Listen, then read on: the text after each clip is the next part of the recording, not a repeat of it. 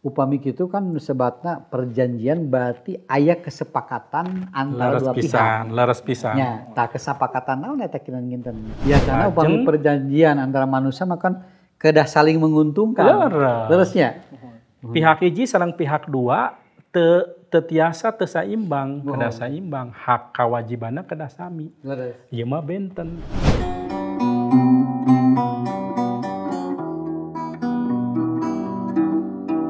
Barudak gerak regepkeun sangkan baroga pangarti piuruk Gusti loba paedahna kudu ditenggetkeun pisan.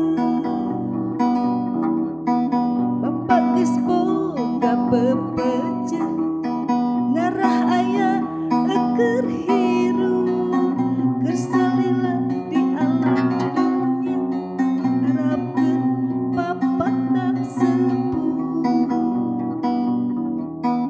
nu hade ulah rek poho nu alus ulah sok hilang kabehana geus ditulis dicatet dina Alkitab nu hade ulah rek poho nu alus ulah sok hilang kabehana geus ditulis dicatet dina Alkitab. Barudak gerak regepkeun sangkan baroga pangarti piuruk Gusti loba paedahna kudu ditenggetkeun pisan. Bapak geus boga pepejeh ngarah aya keur hirup keur salila di alam dunya harapkeun papat sepuh nu hade ulah rek poho nu alus ulah sok hilang kabehana geus ditulis dicatet dina Alkitab nu hade ulah rek poho nu alus ulah sok hilang kabehana geus ditulis dicatet dina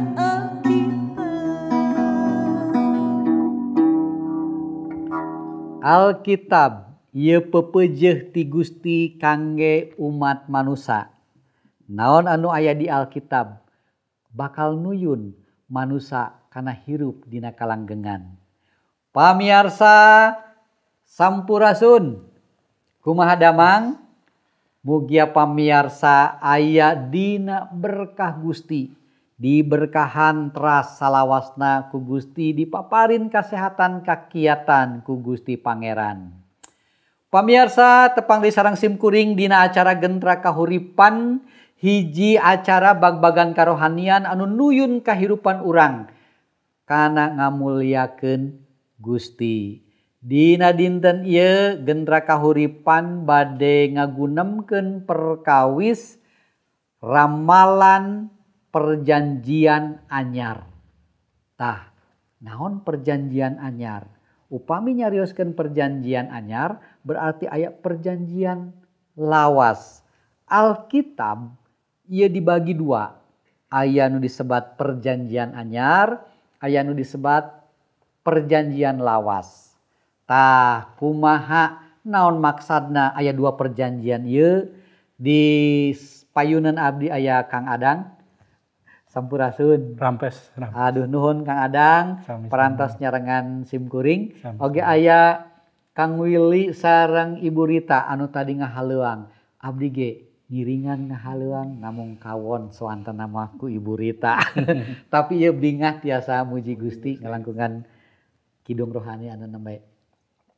Padang ieu panginten pamiarsa hoyong terang langkung eces kunaon Alkitab bet dibagi dua sareng naha perjanjian anyar teh dugi katos diramalkeun di katebihan. Mohon Ya aya hal naon dina perjanjian anyar ieu? Mohon. Terus pisan sakumaha disanggemkeun yen kitab suci Alkitab anu ku urang dicepeng nu janten dadasar hirup karohanian urang sareng hirup kahirupan urang salidinten teh nyaeta aya 2 anu disebat perjanjian lawas sareng perjanjian enggal. Perjanjian lawas ngawitan di kitab Kejadian dugi ka Malaki totalna aya 38 kitab. Perjanjian enggal ngawitan ti Matius dugi ka Wahyu aya 27 kitab. Namun naha anu dimaksad ku nubuatan nyaeta kitab ieu atana pinu sajen. Anu dimaksad kunaon ngangge perjanjian, ngangge kecap perjanjian. Mohon. Urang tiasa ninggal dina perjanjian lawas, urang oge parantos ngaguar, aya janji-janji Gusti anu dipedar dina perjanjian lawas. Ngawitan ti Kajadian 3 ayat anu ka-15. Janji Gusti baris ngayakeun hiji pemulihan kangge jami-jami atos gubrag kana dosa ngalangkungan pengorbanan. Eta diibaratkeun disilokakeun ngalangkungan permusuhan antawis kajahatan sareng Gusti Yesus anu baris ngelehkeun kajahatan. Lajeng salajengna perjanjian ieu dilajengkeun oge aya perjanjian Gusti Allah sareng Nuh. Nabi Nuh. Ti wangkit harita Gusti moal ngabenduan deui manusia atanapi moal ngabinasa manusia ku jalan caah. Parantos Nuh aya perjanjian sareng Abraham. Sareng Ibrahim anu ditandaan ku sunat. Saparantos Abraham, Ibrahim, Ishak, Yakub dugi ka Musa. Eta sadaya aya rentetan perjanjian kitu deui lebet ka zaman raja-raja, Raja Daud, Raja Sulaiman sareng saterasna. Urang parantos medar yen Gusti teras ngadamel janji-janji. Ieu perjanjian lawas. Janten dumasar kana naon nu dipidamel ku Gusti eta tangtos kitab perjanjian lama disebat kitab janji. Upami kitu kan sebatna perjanjian berarti aya kesepakatan antara dua pihak. Leres pisan. Nya, tah kesepakatan naon eta kira nginten. Namung kesepakatan nu dimaksud sanes kasepakatan antawis perjanjian anu ku urang di kaemut atanapi kahartos di dunia. Yen upami hiji perjanjian dipidamel masing-masing pihak teh kedah pihak anu sajajar. Sami darajatna. Namun ima benten perjanjian nu dipidamel dina Alkitab mah istimewana teh nyaeta perjanjian antawis pihak anu luhung, anu mulia, anu agung sareng pihak anu darajatna ciptaan nyaeta manusia. Kumargi kitu perjanjian ieu sanes perjanjian samanea nyaeta perjanjian kasalamatan. Hiji perjanjian anu sanes sumping kumargi urang calik sasarengan lajeng urang magunemkeun lajeng urang ngadamel kasepakatan dituangkeun dina nota perjanjian sanes kitu. Ieu mah Gusti ku anjeun anu ngagaduhan niat anu ngawitan Gusti anjeun anu janten prakarsa perjanjian ieu. Biasana upami perjanjian antara manusia makan kedah saling menguntungkan. Leresnya. Pihak hiji sareng pihak dua teu tiasa teu saimbang, kedah saimbang, hak kawajibanna kedah sami. Leres. Ieu mah benten. Pihak hijina Gusti, pihak duana urang diuntungkeun 100%, tapi numutkeun perjanjian sanes Gusti dirugelkeun nya henteu. Da Gusti oge sanes jalmi nu tiasa dikirangan atanapi ditami. Gusti tetep sok sanaos kitu, sok sanaos sanes hiji perjanjian anu saimbang. Gusti tetep midamel perjanjian eta antawis dirina ku anjeun sareng manusia. Kumaha kitu dina perjanjian lawas disebat kitab perjanjian. Jalmi-jalmi anu kacatet anu aya anu hirupna sapanjang masa perjanjian lawas kedah iman ka ieu janji. Kedah iman ka ieu janji sangkan disalametkeun. Kunaon disebat perjanjian lawas? Aya hartos salajengna oge nyaeta hartosna aya hiji perjanjian teh kedah diperbaharui. Kumargi aya nu lawas aya nu engal. Ke urang tiasa ninggal naon bentenna. Nya. Upami aya nu lawas hartosna perjanjian lawas teh sanes perjanjian anu sampurna. Kunaon teu sampurna. Margi jalmi-jalmi salaku anu narima janji eta henteu tiasa nedunan. Eta perjanjian kalayan leres. Gitu janten. Utamana perjanjian anu mana? Anu 10 perintah teh ya. Salah sawiosna upami urang ninggal sareng ka Musa eta teu tiasa nedunan eta. Salah sawiosna nya eta anu diwariskeun ti mimiti Bapa Adam dugi ka sadaya reng-rengan jamaah atanapi umat Israel nya eta patali sareng kurban. Ibadah kurban. Eta janji anu kedah ditengetkeun. Kurban ka saha? Kedah ka Gusti. Henteu kanu sanes dina lumangsungna kahirupan tahun ka tahun dinten ka dinten sasih ka sasih bangsa Israel oge sok ngurban kanu sejen.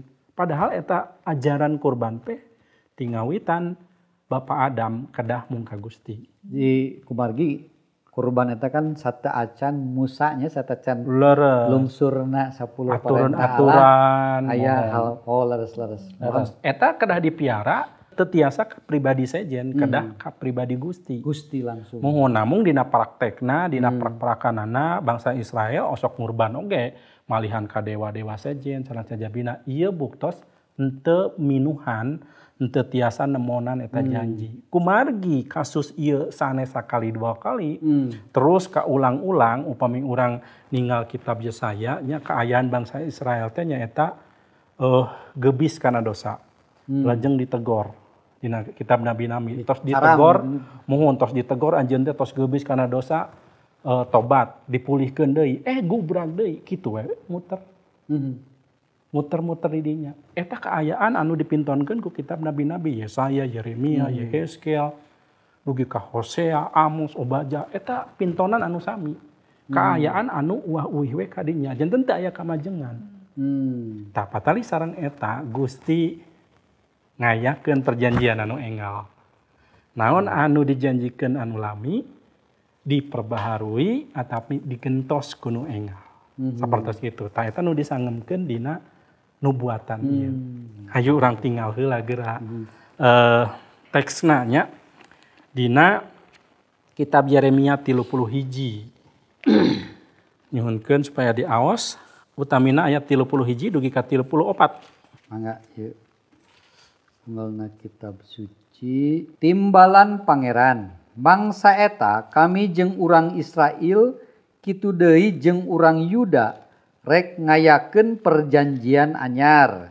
Ieu perjanjian anyar beda di perjanjian heubeul anu dijieun jeung karuhuna waktu ku kami ditungtun kaluar ti Mesir. Zaman harita mah sakitu kami jeung maranehna teh lir salaki jeung pamajikan. Eta perjanjian teu ditarurut. Perjanjian nu anyar mah bakal kieu. Hukum kami baris dipatri dina sanubarina. Ditulis dina hatena. Kami nu jadi Allahna, maranehna nu jadi umatna. Jadi engke mah maranehna geus teu perlu silih papatahan nganyahokeun ka pangeran sabab saban jalma tinu leutik nepi ka nu gede tangtu dihampura dosa-dosana kadorakaanana moal diinget-inget deui ku kami kitu timbalan kami pangeran. Tah janten ngalangkungan ieu urang tiasa ningal langsung oge perkawis naon bentenna kitu nya. Janten upami ningal dina perjanjian lawas ieu nyutat janji-janji Gusti sareng umatna. Disangemkeun memang ieu ngawitan ti umatna eta dicanak ti Mesir. Namun gagal janji eta teu katedunan ku umatna. Lajeng dina perjanjian anu enggal moal midamel janji nu model kitu deui. Kumargi kitu perjanjian lawas museur kana ritual, museur kana korban, museur kana hari-hari raya, sareng acara-acara sanesna anu dipanta-panta dina kitab-kitab. Dina perjanjian enggal moal aya deui. Moal aya deui korban, moal aya deui hari-hari sejen, atanapi poe-poe anu diunggulkeun kumargi aya perjanjian enggal. Nyaeta naon? Masing-masing jalmi baris nampi perjanjian anu dipatri dina manahna. Sanes dina wujud batu, dina wujud fisik deui. Benten pisan ai kapungkur mapan Nabi Musa nampi 2 loh batu. Les. 10 hukum teh. Lajeng 2 loh batu eta dicanak, diregepkeun, diperhatoskeun, ditengetkeun hartosna naon, kumaha ngalarapkeunana, kumaha carana sareng sajabina. Ayeuna mah teu kitu deui. Gitu. Perjanjian enggal sanes cumarios patali sareng kitab anu 27 teh. Sanes ieu mah bentuk fisik anu cumarios patali sareng perjanjian enggal eta. Kumaros Pak. Dina perjanjian lawas anu Yeremia tadi. Mohon. Hiji sareng perjanjian anu enggal eta leres kitu janten ngarobih kanu kahirupan urang. Umat anu percanten ka Gusti. Terus dina Yeremia 31 maksudna nyaeta perjanjian anu enggal teh sanes perjanjian dina wujud fisik samodel kieu namung hiji perjanjian anu aya di mana sewang-sewangan. Janten dina perjanjian enggal mah urang henteu percanten yen Gusti Yesus teh nampi kitab. Sakumaha Musa nampi kitab. Benten. Anu ku urang dipercanten nya dina perjanjian enggal Gusti Yesus perwujudan tina kitab utamina anu disebat kitab-kitab Injil. Matius, Markus, Lukas, Lukika, Yohanes. Upami urang milarian mana kitab Injil. Eta salurusna mah lepat. Injil nu dimaksud nya eta Gusti Yesus kumanten. Engke ngalangkungan rohna anu suci sakumaha patorosan ibu Gusti Yesus matri kitab suci dina manah urang sewang-sewangan. Roh suci eta nu cumarios. Kumargi kitu ngarobi hirup. Upami kampungkur mah jami-jami perjanjian lawas taat kana aturan-aturan. Ngagumatikeun kana rupi-rupi ritual. Ayeuna mah henteu. Urang taat kana naon nu pangersa roh suci nu aya dina manah urang ngalangkungan Gusti Yesus. Kitu parobihanna teh tah. Nah, ieu saya pisan. Janten perjanjian anyar ieu dipintonkeun atanapi dicumponan ngalangkungan kahirupan Gusti Yesus nuju anjeunna jumeneng dugi ka panginten sareng pelayanan anjeunna nya. Leres pisan. Mangsa Gusti Yesus dipentang di kayu salib. Aya tanda atanapi totonde. Salah sawiosna tirai atanapi gordeng bait suci anu misahkeun ruang kudus sareng ruang maha kudus eta dibelah. Anu hartosna zaman perjanjian atos dirobih. Kapungkur jalmi diwakilan. Diwakilan ku naon? Ku kurban. Diwakilan ku ritual. Diwakilan oge ku para imam. Diwakilan oge ku para nabi kangge sumping ka Gusti. Tapi ngawitan perjanjian enggal manusia tiasa langsung ke Gusti. Anu janten tempat kudus teh sanes tempat wangunan rohang-rohang sanes nyaeta hadirat Gusti. Mangsa Gusti aya di diri urang ieu teh disebut bait Gusti. Kumargi kitu dina perjanjian enggal orang terang. Kamu adalah bait Allah. Persembahkan seluruh tubuh kita ya dina bahasa Indonesia salaku persembahan anu kudus nu hirup sareng sajabina. Urang teh ditunjuk bait Gusti janten Gusti teh ngalih tita dina diwakilan ku bentuk ritual ayeuna mah langsung gitu. Wow, ieu hubungan pribadi gitu ya. Hebat pisannya. Pribadi. Janten carana Gusti Allah bade nyalametkeun sanaos anjeunna tos aya perjanjian sareng umat manusia tapi kulantaran manusia teu mampu pangintennya Leres. anjeunna kedah ya memang ngalangkungan korban Gusti ieu Leres dugi pisan. ka sanes ngabatalkeun panginten ieu nya Sanes. tapi ngarobi ngarobi. jadi manusia ciptaan anyar.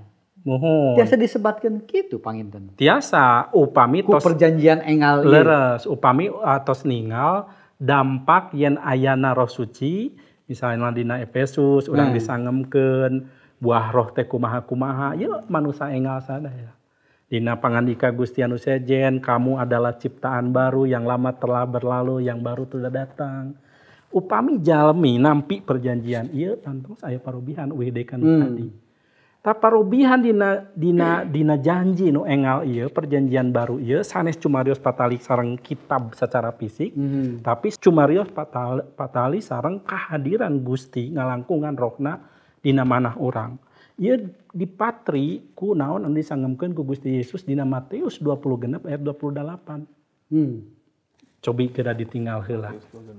Mohon. Matius 26 ayat 28 kieu dawuhan Gusti, ieu teh getih kami anu neguhkeun perjanjian Allah. Getih anu dikucurkeun pikeun jalma rea geusan ngahampura dosa-dosana. Anu neguhkeun perjanjian Allah sanes anu lami tapi nu enggal kumargi kitu Getih Gusti Yesus. leres eta anu matrina anu ngasahkeunna upami perjanjian teh sok aya cap sok aya meterei eta jaminan hukumna teh meterei teu langkung matereina rupi-rupi ti zaman kapungkur tos aya model kitu teh segel saurna teh aya segel kerajaan aya rupi-rupi eta jaminan tah segelna teh naon getihna Gusti Yesus.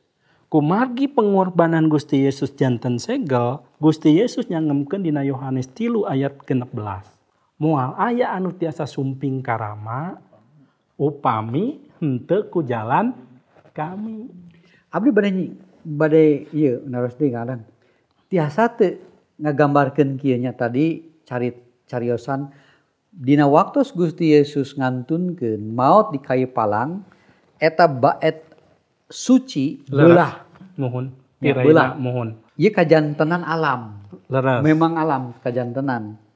Tirai eta beulah gitunya kan selesna saurang teh tirai eta teh sakitu kandelna kumargi ngabatasan ruang Maha Kudus sareng ruang kudus. Leres pisan. Tah tiasa teu tadi nyarios materai masalahna soalna. Mohon. Janten perjanjian anu di atas materai eta beulahna eta teh ngagambarkeun disoekeun lah. Leres. Perjanjian anu lawas. Mohon. Ayeuna mah aya perjanjian anu enggal. Leres pisan.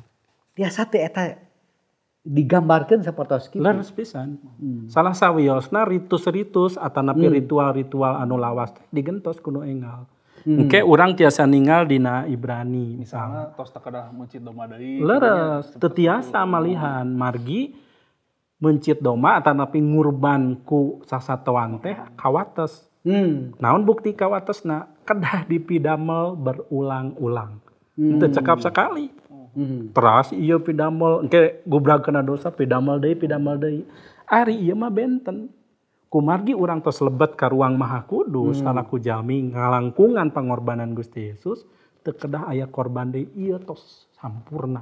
Korban sakawi sampurna. Sawalerna upami aya urang atanapi jalmi nu percanten ka Gusti Yesus ngurban ieu mangrupikeun hiji kateyakinan kana pangorbanan atanapi kasampurnaan pangorbanan Gusti Yesus. Tapi Model upami kitu. mencit domba mah teu sawios kang Oh etuangeun. tuh tiasa. Sanes ngalangkungan ritual Tiasa korban. pisan. Kumargi upami bade nyunat pun anak kan kedah Nya. aya Kange daging. ngabagikeun ka tatanggi ge Ngabagikeun tatanggi wios. teu sawios. Kange ngintun ka abdi sae. Gitu ditampi tapi sanes Pak Sam nuju ngurban. Mohon. Nebus dosa Pak Sam. Ieu bentenna kumargi atos digentos ku Gusti Yesus. Hartosna tong aya tumbal deui, tong aya Leres, korban deui, kumargi leres. atos digentos ku. Mohon. Dina Lukas 22 ayat 20 ieu teh materai darah Gusti Yesus. Matereina nu dicap, nu ditinggal teh legalitasna eta.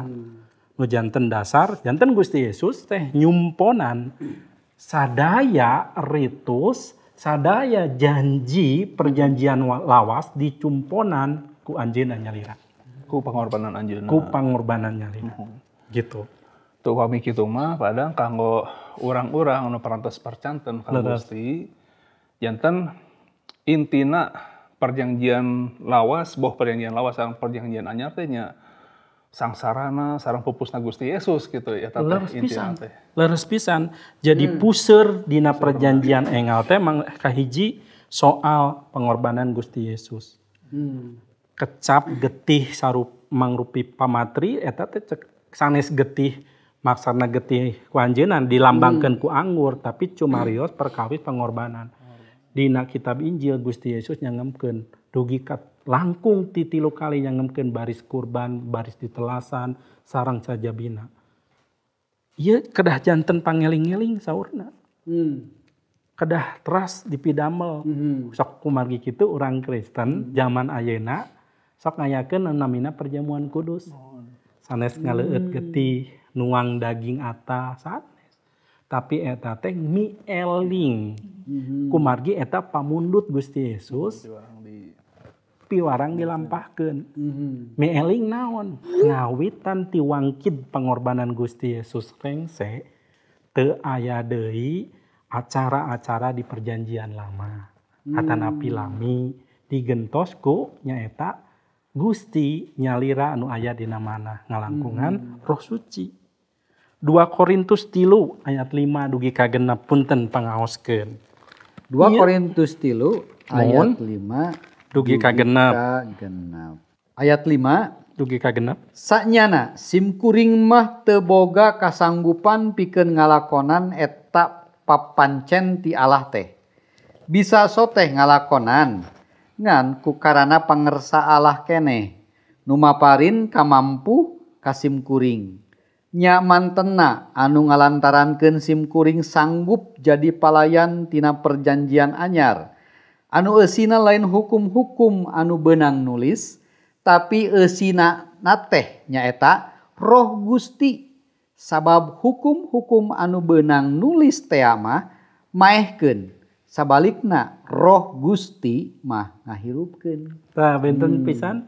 Jadi orang sanes museur kana hukum-hukum, kana catatan-catatan, kana bentuk fisik kitab. Ieu kitab biasa, ieu tulisan biasa, ieu oge bahana biasa tiasa seep.